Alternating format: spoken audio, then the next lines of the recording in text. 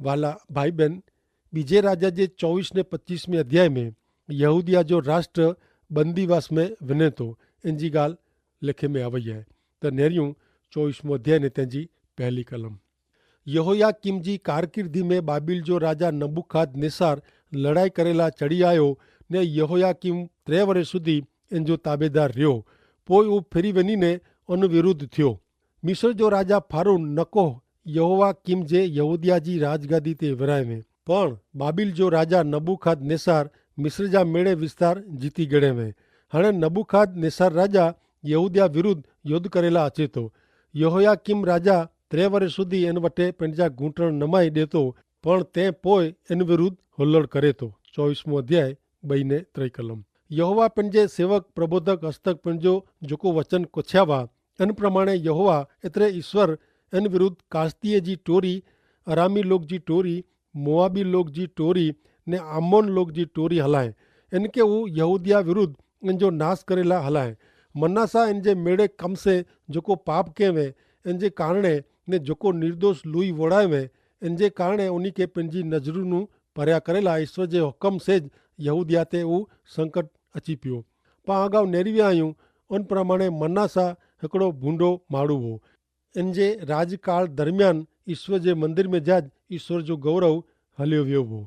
यहूदा जी प्रजा मनासा राजा जे पाप में भागीदार थिए जो छॾियो न, जेथी उन्ही खे ग़ुलामी में देसड़ी विने में अचींदा। हाणे नेरियूं 4 कलम। कीअं क जेको निर्दोष लुई से ऊ यरूशलेम के भरी ॾिने वे, इन जी माफ़ी ॾिन ला ईश्वर राजी न हुआ। ईश्वर मेड़े जात जे पाप जी माफ़ी ॾिए था। उहो सचो आहे, पण इन ला पापी के पंहिंजे पाप ला पछतावे सहित ईश्वर वटे अचणो घणे ज़रूरी आहे। अमुक पाप अहिड़ा आहिनि कि जेको पाप माफ़ थी सघे नथा। जेकी प्रभु यीशु ख्रिस्त मनुष्य जे मेड़े पाप ला मरण पामिया, तंहिं छतां अमुक पाप एतिरे ला माफ़ थी सघे नथा, कारण अहिड़ा पाप करींदल माण्हू पंहिंजे पाप ला पछतावे साथे प्रभु यीशु ख्रिस्त वटे अचे नथा। जेकी प्रभु यीशु जो वचन था घणे चोखे शब्द में ख़ातिरी ॾे थो। 1 यूहन 1 अध्याय 7 ने 9 में क ऊ जीअं अजवार में आहे तीअं जो पाण अजवार में जीऊं था, त पाके हिकिड़े ॿिए साथे संबंध में आहियूं ने उन्ही जे पुत्र यीशु जो लुई पाके मेड़े पाप नू शुद्ध करे थो। पामे पाप न आहे, अहिड़ो जो पाण चऊं त पाण पंहिंजी जात खे छितरियूं था ने पामे सचाई न आहे। पण जो ईश्वर वटे पाण पंहिंजा पाप क़बूल कयूं त उहो पंहिंजो वचन पारींदा ने योग्य कईंदा। उहो पंहिंजे पाप जी माफ़ी ॾींदा ने मेड़े दुष्ट कर्म नू पाके शुद्ध करींदा। जो पाण अहिड़ो चऊं कि पाण पाप कयो ज न आहे, त पाण ईश्वर खे खोटा ठहिरायूं था ने उन्ही जो वचन पामे न आहे। ईश्वर पिंड पण चवता, यसाया 1 अध्याय ने 18वीं कलम में ईश्वर चवता कि अचो पाण विवाद कयूं। आंजा पाप जो रते कपिड़े जहिड़ा वह त पण उहो बर्फ़ जहिड़ा दौरा थींदा। मुंहिंजा मित्र, हिकिड़ा मात्र प्रभु यीशु ख्रिस्त पंहिंजा पाप माफ़ करी सघे थी आहे, कारण प्रभु यीशु ख्रिस्त पाण ला मरण पामिया ने उन्ही पंहिंजे पाप जो दंड भरपाई कयो आहियूं। हाणे पाण नेरीबो त यहोयाकीम राजा मरण पामे थो ने इन जे स्थाने यहोयाखीन राजा तरीक़े राजगादी ते अचे थो। 24 अध्याय 5 ने 6 कलम। हाणे यहोयाकीम जा बाक़ी जा कम ने उहो जेको कंहिं उहो मेड़े यहूदिया जे राजा जे कालवर्तान जे पुस्तक में लखल न आहे करो। ईअं यहोयाकीम पंहिंजे वड़ ॾाॾे भेरो सुम्ही रहियो, एतिरे के मरी वियो ने इन जे छोकिरे यहोयाखीन इन जी जॻह ते राज कयईं। पिता ने पुत्र जा ना एतिरा सरखा आहिनि कि बॉय जे ना में गोचवण उभी थिए अहिड़ो आहे। हाणे नेरियूं 7 कलम। मिस्र जो राजा तंहिं पोइ कॾहिं पण पंहिंजे देश में जा युद्ध करेला आयो न। कीअं कि बाबिल जो राजा मिस्र जी नदी नू फरात नदी सुधी जेको मिस्र जे राजा जे हथ में वो उहो गिनी गिणे में। ही सॼो विस्तार ईश्वर इब्राहिम, इसहाक ने उन्ही जे संतान के वचन प्रमाणे ॾिनो हो। ईस्वी सन 1612 में आसुर जे राज्य मथे जीत मेळवे पोइ बाबिल हिकिड़ी नवी विश्व सत्ता बनी वई हुई। तंहिं पोइ उहो ईस्वी सन 605 में मिस्र जे मेड़े विस्तार मथे कब्ज़ो करी गणे। मिस्र खे हराए पोइ बाबिल जो लश्कर यहूदिया मथे हुमिलो कयईं ने पंहिंजे ताबे नीचे इनके गिनी गिणे। आगामी 20 वरे दरमियान बाबिल जा करेल 3 हमले मजा जो ही पहलो हमलो हो। ॿिया 2 हमला ईस्वी सन पूरे 597 में ने 586 में थिया। हर एक हमले टाणे लोक के कैदी तरीक़े बाबिल में ॾिसड़ी वेंदा हुआ। दानियल प्रबोधक के ही पहले हमले टाणे बाबिल में कैदी तरीके कोठी वेने में आयो। इन विषय दानियल पहलो अध्याय 1-6 कलम में लखल है कि यहूदिया जे राजा योहयाकीम जी कारकिर्दी जे 3 वरे बाबिल जो राजा नबूखदनेस्सर यरूशलेम में अचीने घेरी गणे। प्रभु यहूदिया जे राजा योहयाकीम के देव जे मंदिर जे कितराक पात्र साथे इन जे हाथ में सौंप्यो ने उनके सिनार देश में पिंजे देव जे मंदिर में कोठी वियो। ऊ पात्र पिंजे देव जे भंडार में रखे। राजा पिंजे मुख्य खोजा आसपनाज के चे क तोके एड़े कितराक राजवंशी के अमीर वर्ग जा इजरायली छोकरे के कोठी अचना क जिन छोकरे में कीअं खोड़ खापण न वे पण घणे रूपारा वे, मेड़े बाबत में ज्ञान बुद्धि वारा वे, विद्या ने विज्ञान में पारंगत ने राजमहल में शोभा दई सके एड़ा वे। तोके इनके खालदीअ जी विद्या ने भाषा सिखाइणी। राजा उनीला राजा जे भोजन में जा ने पीधे जे द्राक्ष रस में जा रोज जो अमुक हिस्सो ठहराए ॾियणो ने 3 वरे सुधी उनी जो पोषण करणो ने उन मुद्दत जी आखिर में ऊ राजा जी हजूर में रजू थिए एड़ो ठराव क्यों। हणे उन छोकरे में यहूदा जे कुल जो दानियल हनान्या मिसाइल ने अजारिया वाह। हाणे पाके एड़ो थिए क हिन विस्तार जो अंकुश इज़राइल वटे हुणो खपे, इन जे बदले बाबिल वटे की वो। बीजो राजा 24 अध्याय 8 ने 9 कलम। योहोयाखीन राज के तॾे ऊ अहिड़ो वरे जो वो। ऊ यरूशलेम में 3 महीना राज के। इन जी माँ जो ना नाहुस्ता वो। ऊ यरूशलेम जे एलनाथान जी छोकरी वी। इन जे पिता जे करेल मिड़े कम प्रमाणे ऊ ईश्वर जी नज़र में जेको भूंडो वो ऊ के। पां नेरेल सवाल जो ही जवाब आहे। यहूदी प्रजा पाप में जीवे जो चालू रखियो वो ने ईश्वर विरुद्ध थे जो चालू रखियो वो। याद रखो क ईश्वर हिन लोक के हिकड़ी शरत मथे उन्हीं जे देश में रहे जो हक ॾिनो वो। ईश्वर प्रति जी आधीनता कोरो अना पण ऊ देश उन्हीं जो वो हा चौक्कस उन्हीं जो ज वो कारण ईश्वर उन्हीं के वचन जो देश बिन शर्ती करार तरीके ॾिनो वो पण उन देश में उन्हीं के रहे जो हक शरत प्रमाणे वो ने उन्हीं ऊ शरत पारियो न। 24 अध्याय 2-12 कलम। उन टाणे बाबिल जो राजा नबूखदनेस्सर जा सैनिक यरूशलेम ते चढ़ी आया ने उन नगर के घेरी वरिया।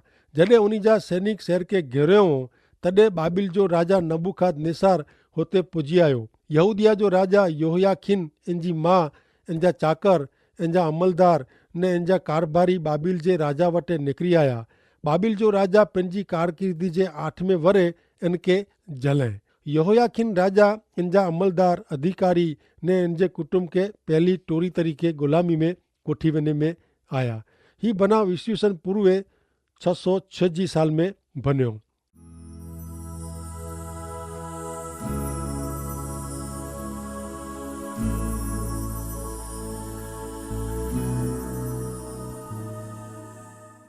हाणे नेरियूं 13वीं ने 14वीं कलम। ईश्वर चयो इन प्रमाणे ईश्वर जे मंदिर जो मिड़े भंडार ने राजा जे महल जो मिड़े भंडार खणी वियो।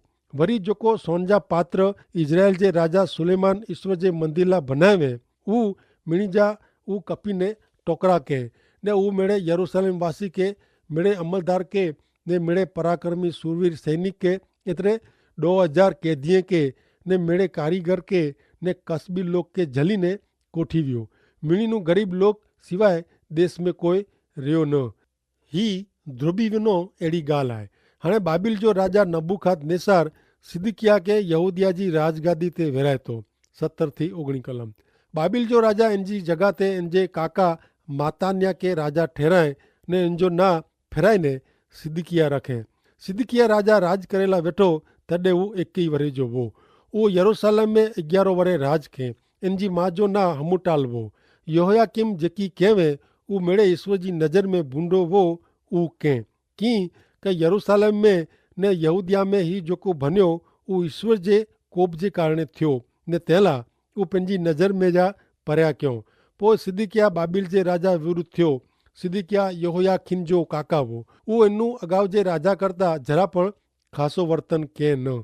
पाके लगे क इन जे लोक के गुलामगिरी में खणी विया तैसे ऊ सुधरियो हूंदो पण अहिड़ो जरा पण बनियो न। मित्र माण्हू जे जीवन में मुश्किली अचे थी तॾहिं कां त ऊ नम्र बने थो अथवा कठण बने थो।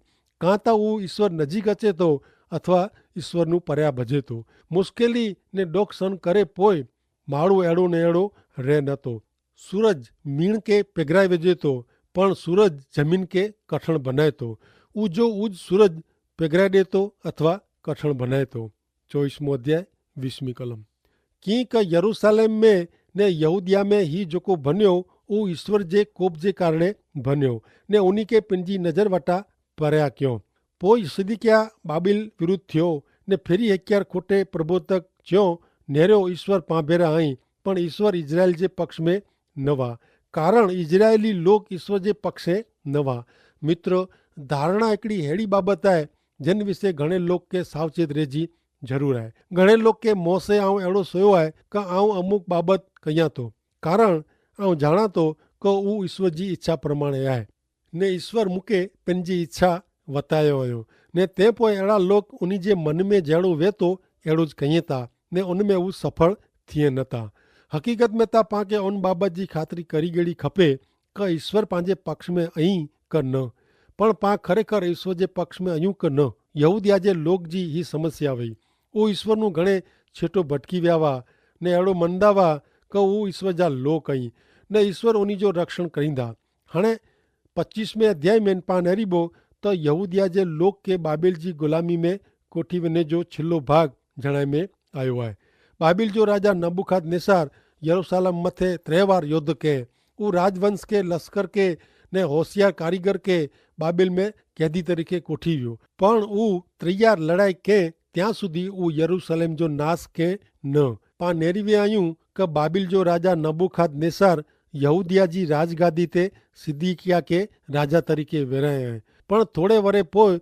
सिद्दीकिया राजा हलड़ के ने हाणे पा नेरियूं था त नबूखद छेल्ली वार चढ़ाई करे तो ने यहूदिया जो अंत अचे तो बीजो राजा 25मो अध्याय ने तेंजी पहली 2 कलम सिद्दीकिया जी राजकारभार जे 9वें वरे जे 10वें महीने जे 10वें डी एड़ो बन्यो कि बाबिल जो राजा नबूखदनेस्सर पंहिंजो सॼो लश्कर खणीने यरूशलेम ते चढ़ी आयो ने रहणांक करीने उन जी चारे बाजू किला ॿधे ने इन प्रमाणे सिद्दीकिया राजा जे 11वें वरे सुधी नगर के घेरीने रहियो ही यरूशलेम शहर जे अंत जी शरूअत आहे 3 कलम चौथे महीने जे 9वें डी नगर में सख़त ॾोकारबो प्रजा ला कीअं खाधे जो वो न यर्मिया जो विलप ना जे पुस्तक में यहूदिया जी प्रजा डोख ने आफत सन क्यों हो वो जणाय में आयो है 4 થી 6 कलम पोइ नगर जी रांग में गाबड़ो पाड़े में आयो ने मिड़े लड़वैया माड़ू रात जो राजा जी वाड़ी जी बाजू जी बेत वच्चे आवल दरवाजे नु भगा कासदी लोग नगर जी आजू बाजू वाह ने राजा अराबा जे मार्गे भगो पण कासदीए जो लश्कर राजा पोठिया पियो उन्हीं उनके यरीखो जे मैदान में जली गणो ने इनजो मिड़े लश्कर इनू पर्या विखेराई वियो पोइ उन्हीं राजा के जली ने इनके बाबिल जे राजा वटे रिबला में कोठी आया ने इनके सजा फरमायो दुश्मन लश्कर शहर में आयो ने सिद्दीकिया राजा ने इनजी सेना बजे जो प्रयत्न क्यों पण वो जलाई विया यर्मिया प्रबोधक यरूशलेम जे नाश जी आगाही कहेवे वो लोक के सच्चो जणाए तेला इनके देशद्रोही लेखे में आयो 7મી कलम इन प्रमाणे उन्हीं सिद्दीकिया जे छोकरे के इनजी नज़र सामे मारी वेधो सिद्दीकिया जी अखियूं फोड़ी वेधो ने इनके संघर्ष से बधी ने बाबिल खणी विया सिद्दीकिया राजा के खोटा प्रबोधक छेतरो वो ने वो ईश्वर जे सच्चे प्रबोधक जी वाणी सुनेला तैयार न हो हाणे इनजी अखियूं फोड़ी ने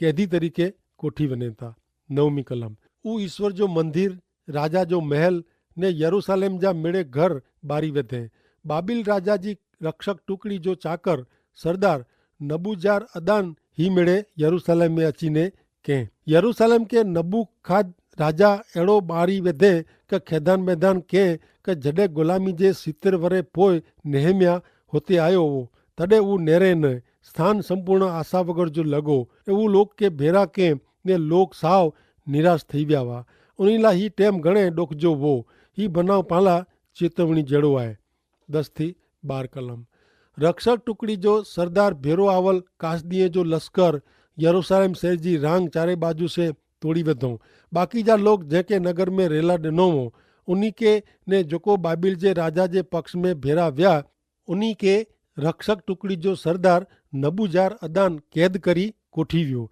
पण देश जा गरीब मजूर वो ते रेला ॾिने।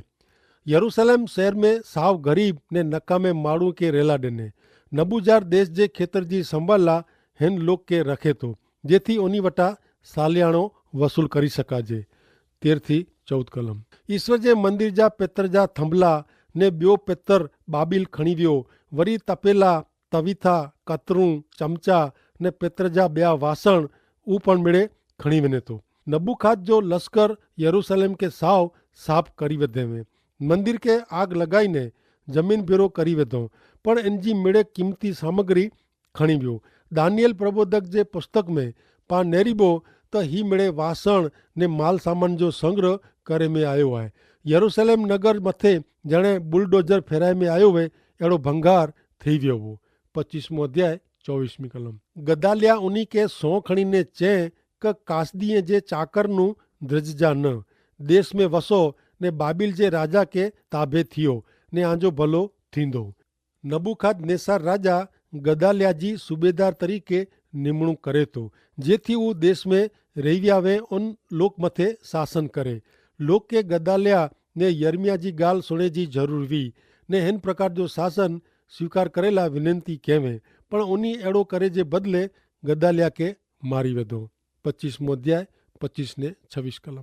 पण 7वें महीने अड़ो थियो क एलिसा मान जे छोकरे नथानिया जो छोकरो इस्माइल जोको राजवंशी वो ऊ पिंड भेरो 2 माण्हू के कोठी वियो ने गदालिया के अड़ो मारियो क ऊ हुते ज मरी वियो। वरी जोको यहूदी ने कासदी लोग मिस्पा में इन भेरा वाह उन्हीं के पण ऊ मारी वेधे।